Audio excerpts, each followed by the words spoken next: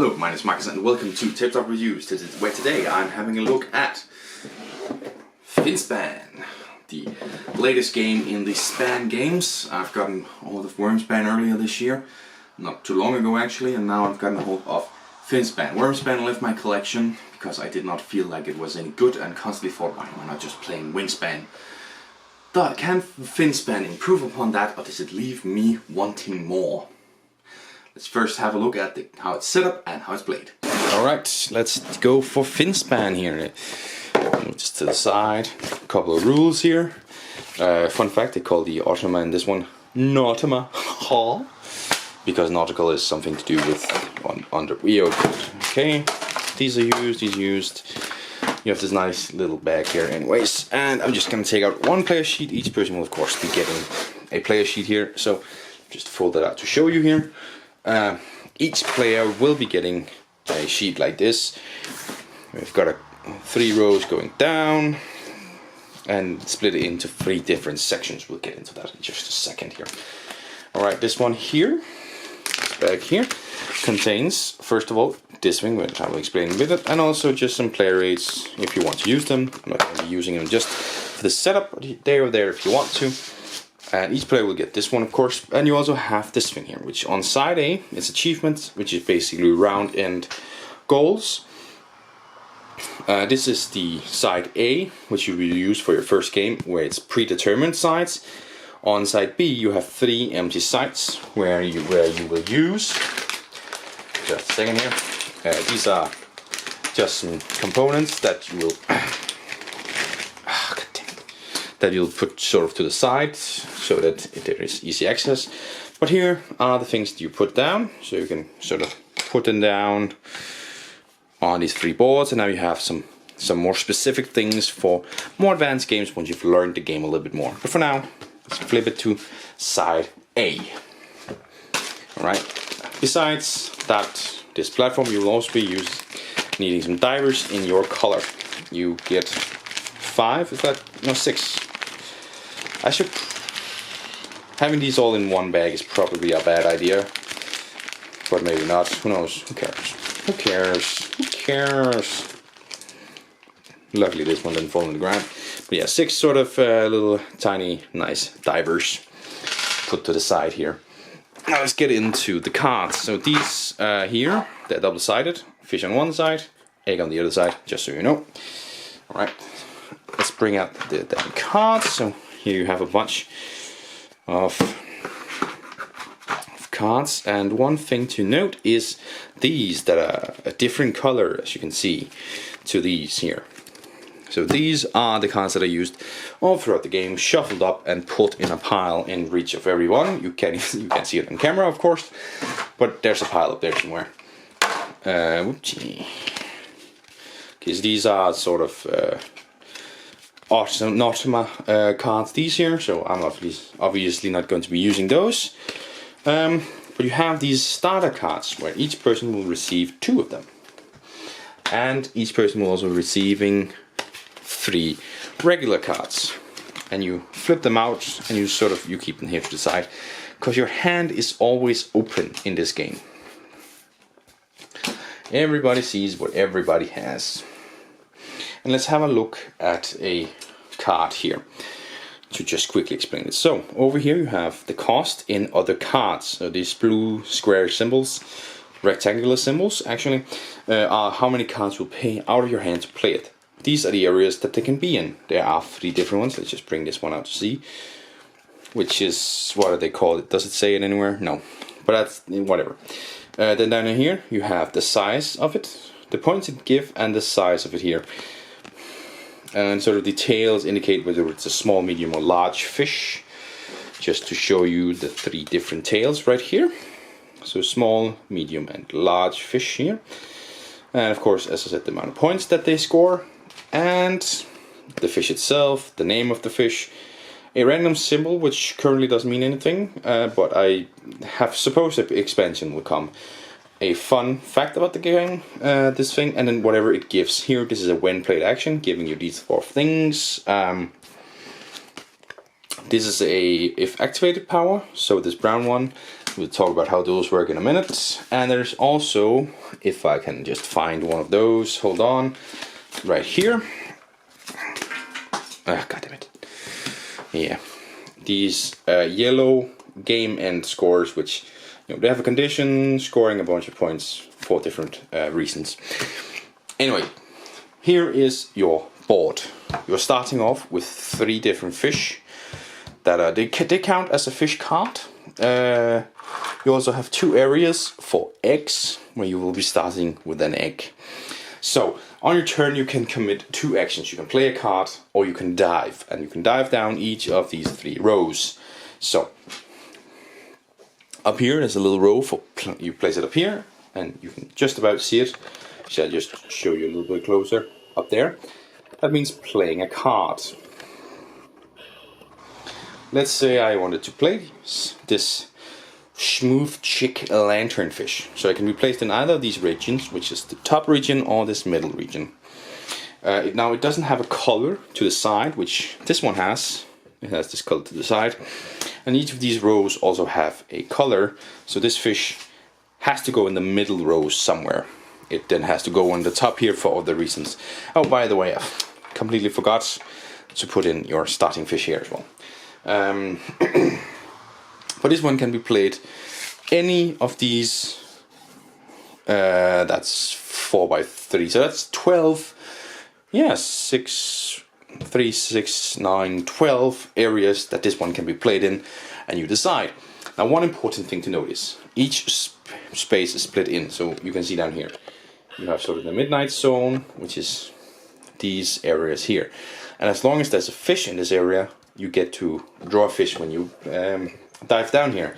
So it is a choice to maybe not go for this one or this one because they are already activated. So maybe going for this one, this one, this one, or this one because they are not activated yet. Now that can make sense if, for example, this one has an if activated, get an egg. Could be interesting to play it over here. Now this one needs to be played here, but it could have been interesting to play it over here. Yes. But the smooth chick, where we're going to play it, we could just as well play it here. Then you choose 2 fish cards, which you pay the cost of. Now, paying the cost of it means you put it into a discard pile, which is private to yourself. It's not a public discard pile. Each person has their own discard pile. And zoom on a little bit. And now it's played. And when played, you get 2 eggs, and you get 2 cards. 2 eggs. Each fish can hold 1 egg. So luckily we have this fish, which is empty. These 2 fish. You start a fish, you start with an egg on them, and this fish that I just played, of course, also get an egg on it. And you also get 2 cards, which is just drawn from the top of the deck. So essentially, it was free to play, but you of course get all new cards down. One thing to note is you can always play a fish on top of another fish. Some fish require it, like this one. This one basically just requires you to put it on top of another fish. But you can always put it down. So for example, this one, that's a Mediterranean. Maybe I should just take one which is legal right now. So we have this sand one. This one is 30 centimeters. And this fish that I played down before, smooth chick guy, is 5 centimeters. So if I wanted to, I could play this one on top of here. Now, and the egg that was on the other guy transfers on top here. So you just keep the egg. I could do that. Now, this could make sense in other iterations, like some fish score points if they're on top of other fish, and yeah. For example, this one actually. This gets 6 points if there is 2+ fish under this one. So if it has, so now I've built this one, maybe it would make sense to put it here because there's 2 fish under it. So I score 6 extra points. What I of course have to consider is that there are 6 points beneath it, so makes sense. But yeah, you can always put on top. Now let's do the diving action. Diving actions, you start from the top of whatever row you want to dive down on, and then you check. So start this first row here. Can I zoom in and show you? Okay. So what it says up here is, if there is 1 fish in this 3 card area, you get to draw a card. Oh hey, would you look at that? There is a fish, so I get to draw a card. Yay! It also has, this one also have an if activated power. This one is all players get to do this symbol, which is hatch an egg. So you could take this egg that's here, and hatch it. You just turn it around, and then now you have a fish rather than an egg. Then you move on to the next part here. If there's a fish here, you get to draw another card. There's not a fish, I don't get to draw a card. Moving on, if there's a fish, draw a card. This one counts as a fish, I get to draw another card. Yay! And then at the very bottom here, you have the first time a diver goes down, they fill in this space here to take the extra action. This one is discarding a fish into your personal discard pile. So that's how those work. This row has get an egg if there's a fish in this area, get an egg if there's a fish in this area, get an egg if there's a fish in this area, and get an egg as the bonus tile. And the final row over here has hatch an egg if there's a fish in this area, which there is here. Hatch an egg, move a fish, and the first one moves a fish. Now moving a fish, how does that work? Well, it basically means you can move a fish how many spaces you want in a straight line. So it's, you know, all the way down at the bottom, all the way to the top, or to either side. And why would you move a fish around? Well, if you collect 3 fish, like so, on one tile. Fish, by the way, don't need to be on a fish card. These fish tiles don't need to be on a fish card, but eggs do need to be on it. And eggs cannot be moved. But if I assemble 3, like I have here, they form up and become a school of fish. What's the difference? Well, one fish scores 1 point. One school of fish scores 6 points. So it's doubling your points. And of course, there can be some fish that with endgame require you to have an amount of schools or score points per school or per fish, per whatever. But this is basically how the game works, and you just keep on going until you reach the end of the game. Yeah, I've forgotten the end of round stuff. So once you've used all of your divers, you then it's the end of the week. That's what the rounds are called. And at the week end, you check this board. Now this is the side A, which is always the same. See, the first one is 1 point per egg or fish, eggs and or young. So for this example here, I would have 1, 2, 3 points because I have 3 eggs left. Because of course I created the school of fish. Whatever. So that would be 3 points. The next one is rows of fish. So that is fish all the way across here. Remember, this one counts. So I just place 2 here and score. And that's 2 points per that. And then the last one is 2 points per school. And then at the end of the 4th round, your game end abilities activate and you go to scoring. And you score all the points. And that's how that works. Of course, on the other side, you can modify it at random, creating different ways to score at the end if you want to just tighten it up. Yes. So that should be it now. That's the game. Let's get back to the table. Alright, there we go. Fun fact is actually supposed to be one of my more highly edited videos, putting down. But right now I'm struggling to get my editing software to pick up my microphone. So I also have a bunch of honey buzz recorded for the video. I can't really publish right now because for some reason it doesn't want to record my voice. Yeah, don't know what to do about that right now. Anyways, that was the setup and the gameplay of Finspan. I am going to make a comparison video a little bit later on between Wingspan and Finspan, so I will try not to focus so much on Wingspan and just keep this as its own game in my review here. But let's talk first about the setup. So the setup is nice, and it does of course contain these little holders here. Way better insert than what was in Wingspan, just to compare something in the first Sentinel, though I said that I wouldn't want to do that. But it contains everything very neatly here. Making it very simple to bring out, and then bring out the cards, which does need to be split up real quick.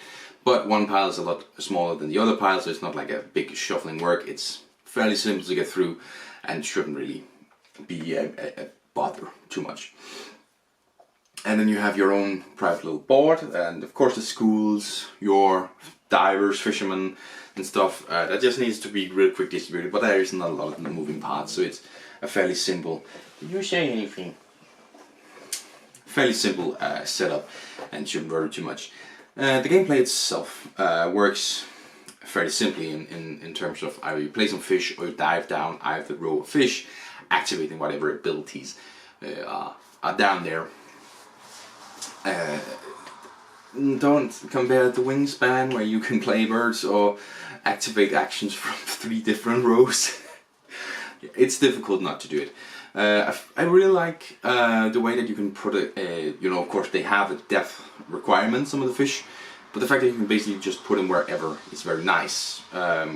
With some, you know, some of them have restrictions, but most of them don't have restrictions. That means you play them here or you don't play them at all, and you can basically start from wherever you want. Like, you don't have to start from the top and go down. You can start here and then place here and then here and here and all over the place. That's a very lovely, very lovely way of doing it, because it also means that the spaces, although they have the same sort of upgrade to your diving into it action, you can upgrade it more fluently. Other than saying, you know, I'm starting from the bottom and then moving down, slowly moving down to the better spaces, which is sort of Wingspan, except it's left to right. In this one you can immediately play in and activate different spaces, even adding in these brown when activated tiles. Which is that what they're calling here? I can't remember. And more smoothly having them played in. And that way it works really well to quickly upgrade your dive actions into something that you try and manipulate it into something that you really like and that works for your gameplay for this particular game. I, for example, very quickly upgraded my dive down to get cards action to give me 4 or 5 cards every time I dive down. That's a really nice way to really move through some cards, both because cards are of course what you also pay with. Which works really well. I love Forest Shuffle, and I also quite like Reforest, which use the same system. So this is the 3rd game using that system, which, well, a little spoiler, I do quite like this game. And I think that is just a brilliant thing to do. I am missing something to do, like in Forest Shuffle, where if you play, you know, this card is an orange card, so if I pay 2 orange cards to because it costs 2 to play it, I might get an upgrade. I am missing a little bit of that in Finspan, also in Reforest. It would be nice if there was something, you know, if both the fish are a smaller fish, or they have this symbol that means this card, when you play it you get, but then again you do already have when played actions and then when activated actions. So there are these things making them more powerful as you play them, so maybe that would just overcomplicate it. And I think if you always get the feeling with this game that that is not what they're trying to do. They're trying to simplify it a little bit with the Wingspan model. I like the endgame score, in the round scoring, where the first 3 are something in particular to go for, and the 4th one is just end of game scorings. Just do that now. I think it's a little bit funny to do that. Instead of having 4 end of rounds and then you have the end of game, you just have end of round, end of round, end of round, end of game. Although you play 4 rounds. So I think it's a lovely little thing. And they're also not too bad. I like that it's a very, what's the word for it? Friendly way of scoring, that's the word. You, where, you know, how many you have determines it. It's not an ordering, ranking stuff. You don't have to get a certain amount or something. It's just, well, I have 6 and I scored a point for each, so I get 6 points for this one. Yay! One thing I sort of missed, and maybe it's just the way we played, or maybe we're just a little bit unlucky, but I missed a way of scoring things together, right? So you have a few predators, you have a few prey fish, or you have fish belonging to sort of the same family, and I was missing things of like, oh, if you got multiple tuna, you score this. If you have most of these kinds of fish, whatever, some symbols. They have talked about an expansion. There are some symbols on the fish, and they did in the rulebook talk about an expansion, which I find a little bit crazy for a game that is not even kickstarted. That you're in the rulebook talking about, this is what we want to do for a future expansion. But if they did come with some saying, you know, for every predator you have, and predators had two symbols, you score points. But maybe it's in there, we didn't see all the fish, so maybe it is in there, and we just didn't see it when it came out.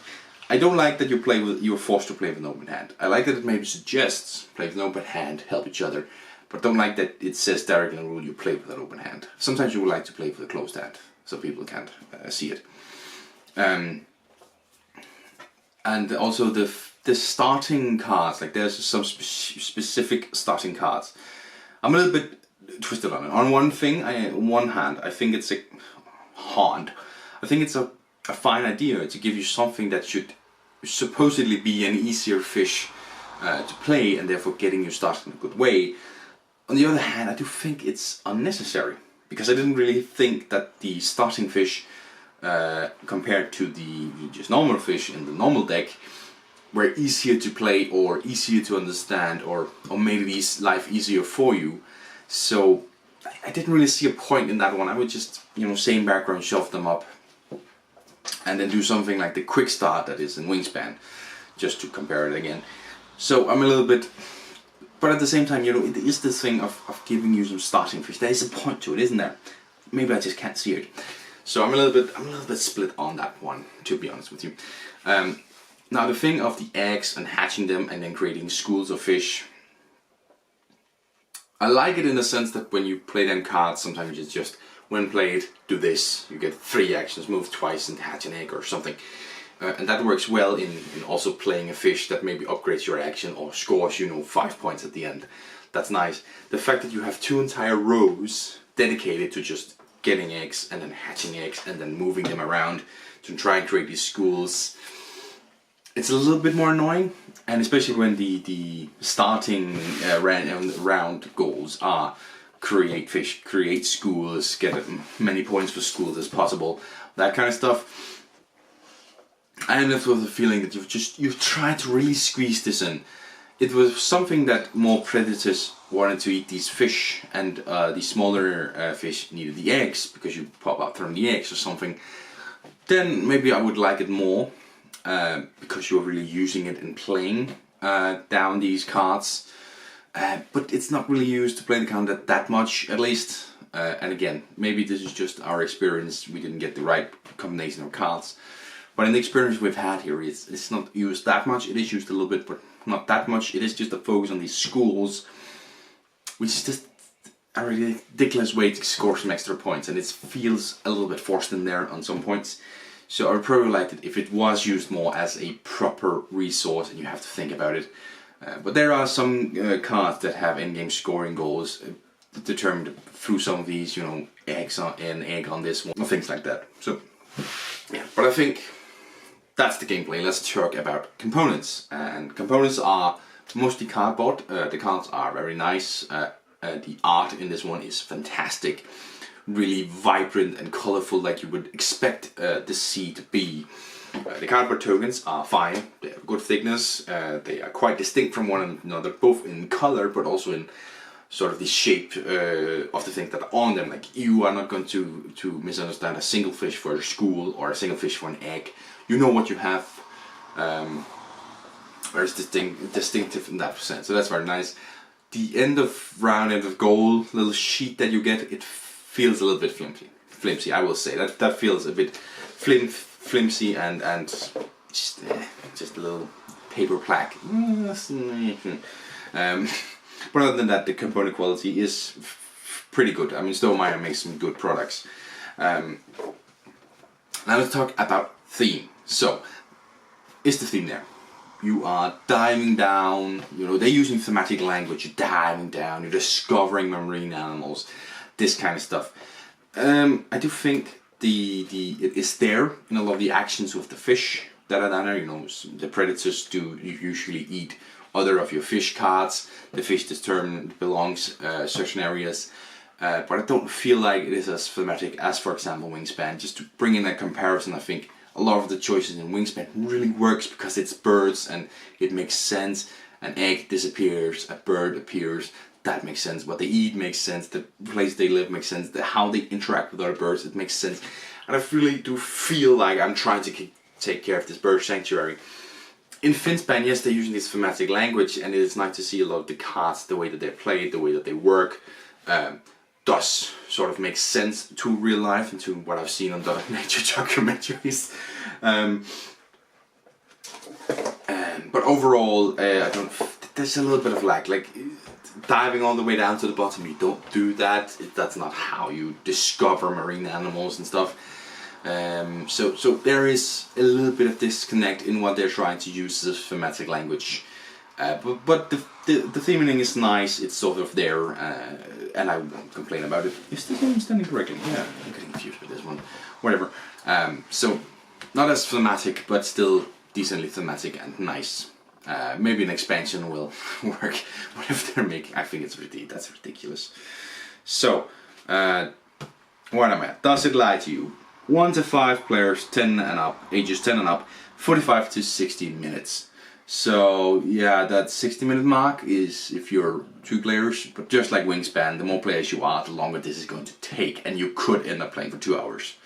If you're bad, if you take a long time, you could play for 3. We have tried that with Wingspan, not Finspan just quite yet, but 2 hours you could easily hit. If you're multiple players and you take some time, 1.5, 2 hours, you could easily hit that, depending on the player count.